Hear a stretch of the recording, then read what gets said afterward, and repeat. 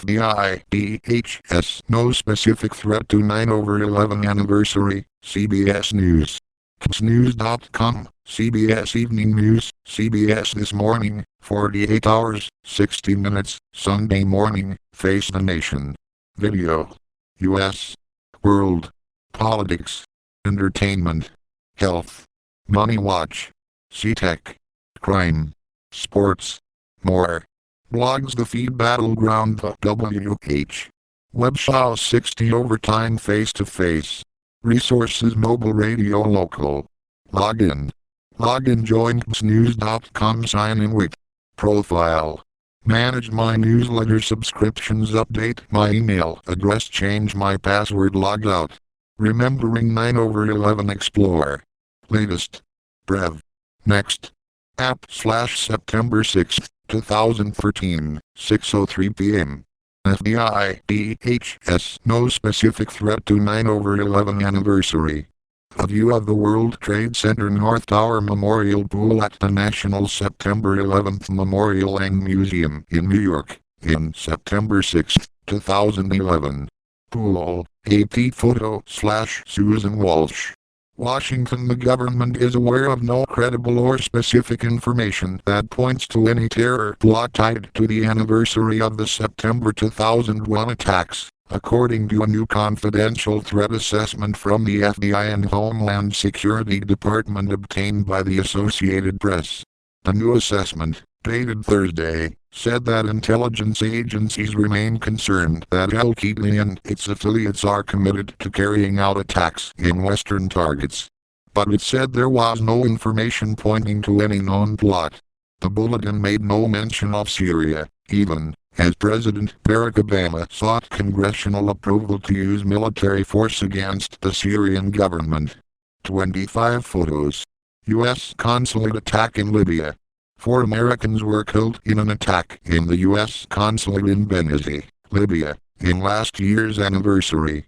3 others were killed and more than 260 others were injured when 2 men set off bombs near the finish line of the popular Boston Marathon in April.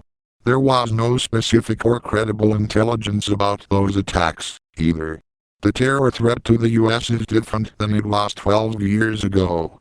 In 2001, there was credible intelligence about a terror plot, but that information wasn't shared with the right people.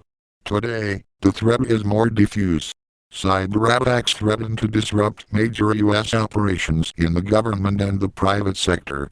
Lone actors represent another threat, 1 or 2 people who are not directly affiliated with Al-Qaeda but who subscribe to the terror group's ideology and want to strike out because they disagree with U.S. policies.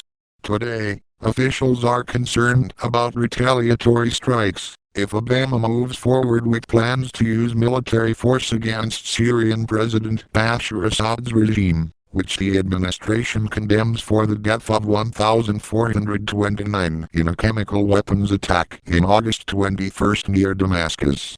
Assad's government blames the episode in rebels who have been seeking to overthrow his government.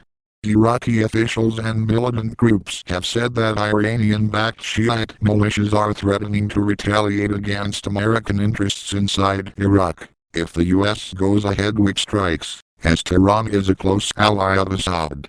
The FBI has been reviewing old case files involving Hezbollah and Iran's Quds Force, reaching out to its sources to see whether they know anything new, a law enforcement official said.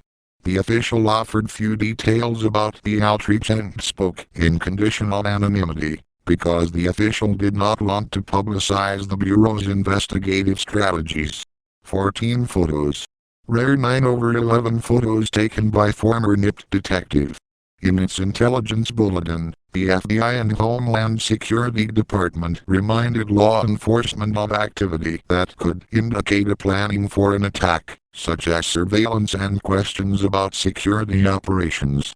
They also provided tips to avoid internet denial of service attacks, such as a warning August 27 from a Tunisian hacker group. The group, called Tunisian Hackers Second, threatened a 10-day denial of service attack against U.S. banks starting September 1. By September 5, law enforcement had seen no evidence that the